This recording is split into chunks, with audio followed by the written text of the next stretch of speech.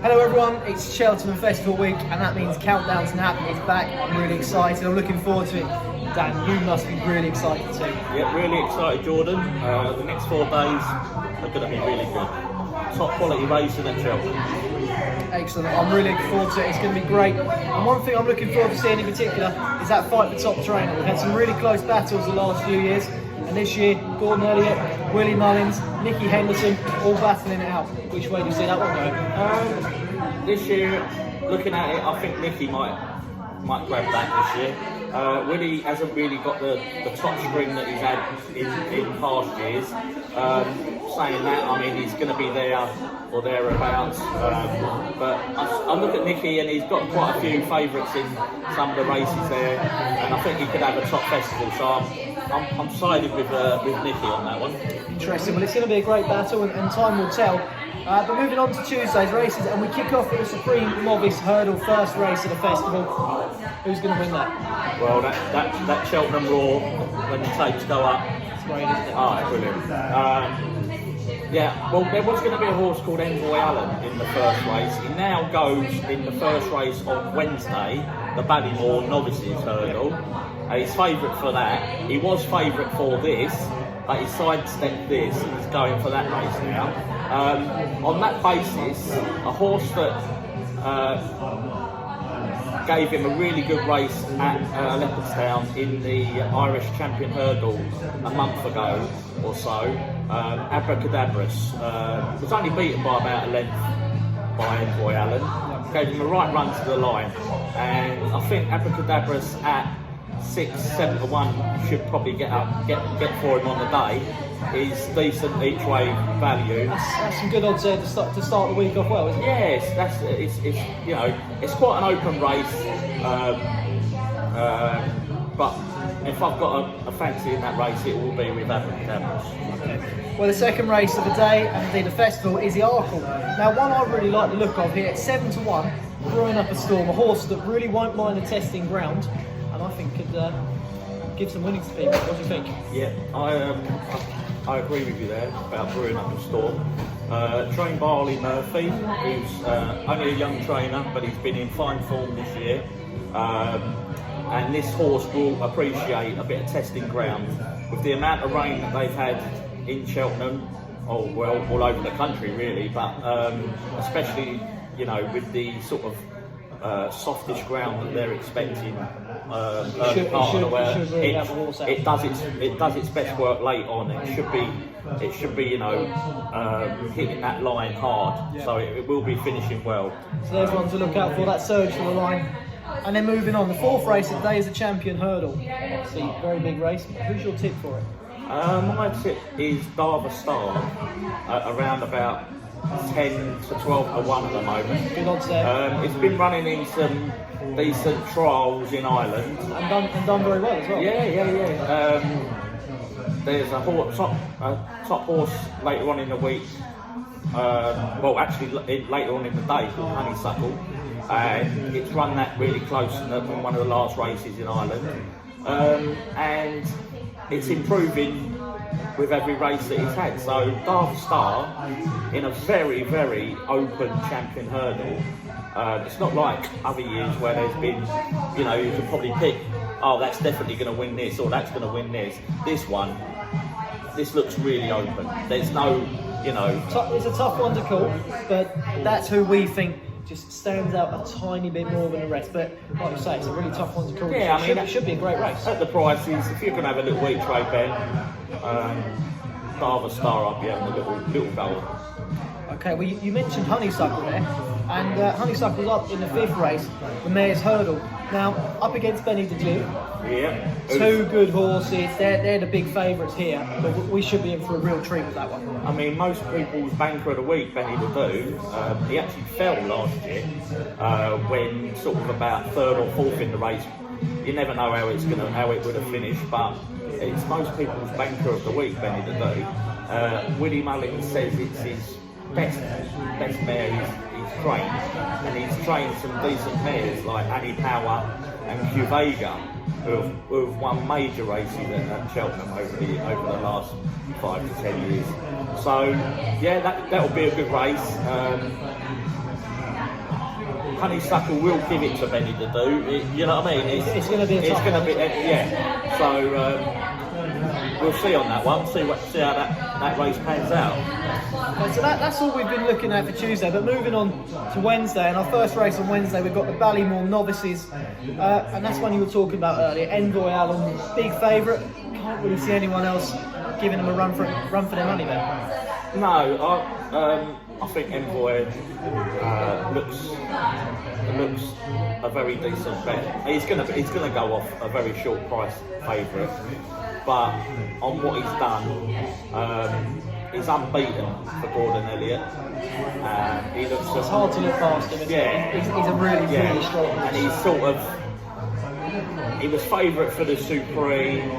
He's now in a sort of lesser race than the Supreme, so you can only look at Envoy Allen for that race. It's hard to see anyone else challenging for that one. Now, also on Wednesday, we've got the Queen Mother Champion Chase. A couple of favourites there. We've got Defi the Soy, Chasson Poursoir. But what about Altior? Defending champion, had a very good race last year, but not been in great form so far this season. Can he prove an upset and come through and win that one? He's had an absolutely terrible campaign up to the festival. Nicky said he was laid the other day on Sunday, and it was going to be touch or go whether he actually runs in this race. He got beaten for the first time 2 runs back, which was his first defeat. Which obviously he isn't used to. And then he's had he's had a few problems along his way, not a normal sort of sweetly, campaign towards the festival.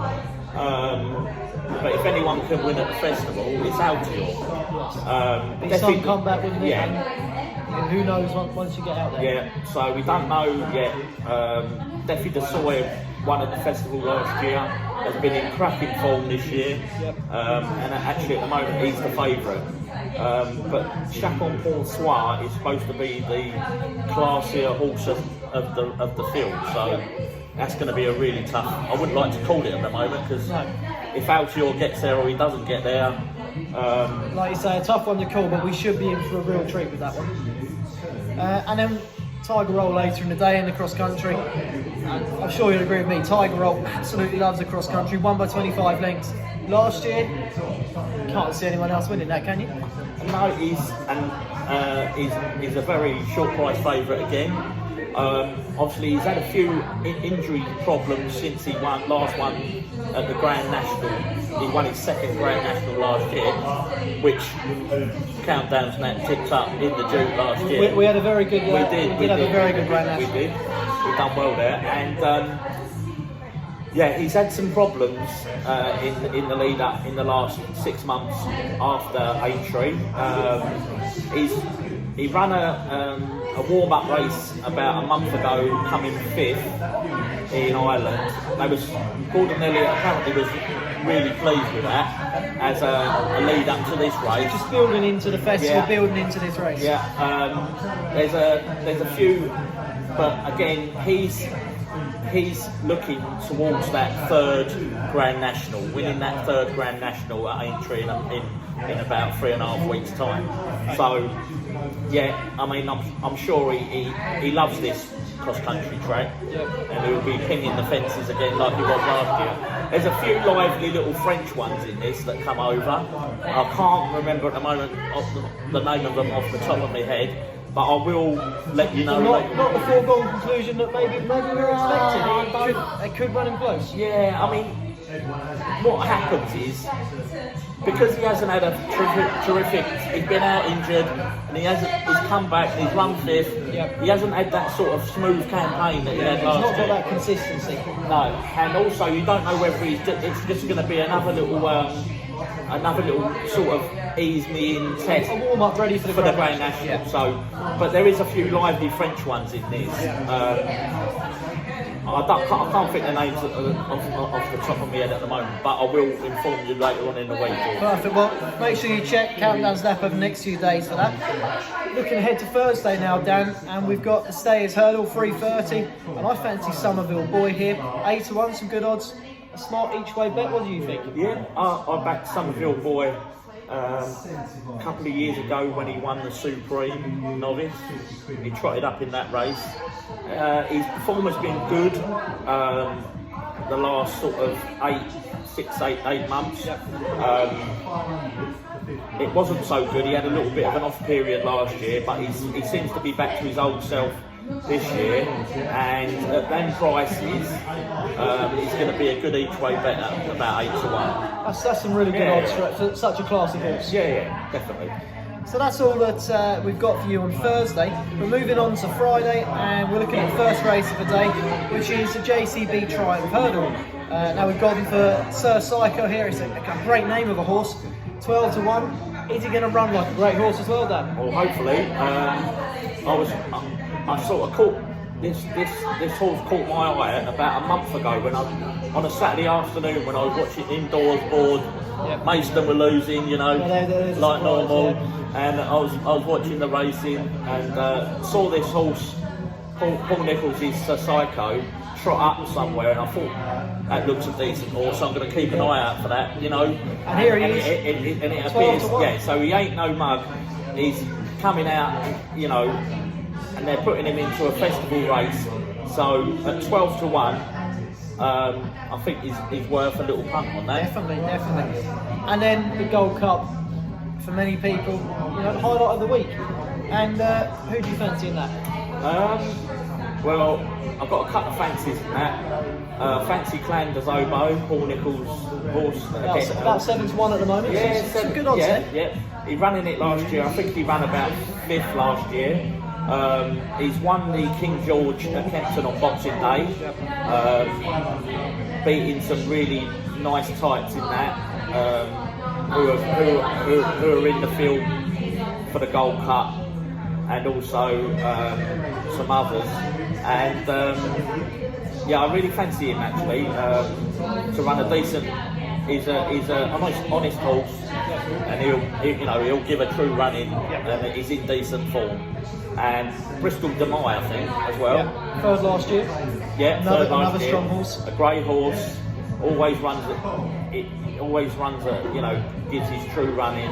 And I think, if you watch the replay of last year's race, he was doing all his best work towards the end of the race, So I think we could see a late surge from him. Yeah. And certainly, there seems to be a lot of confidence in it. You look at the odds at the moment, and he's around 20 to 1. You might get those sorts of odds on the day of the race, but it was 40 to 1 just a few days ago. So clearly, a lot of people are putting some money on him, and they've got some confidence in him. So it seems a good bet. Yeah. Well, Album Photo's the favourite.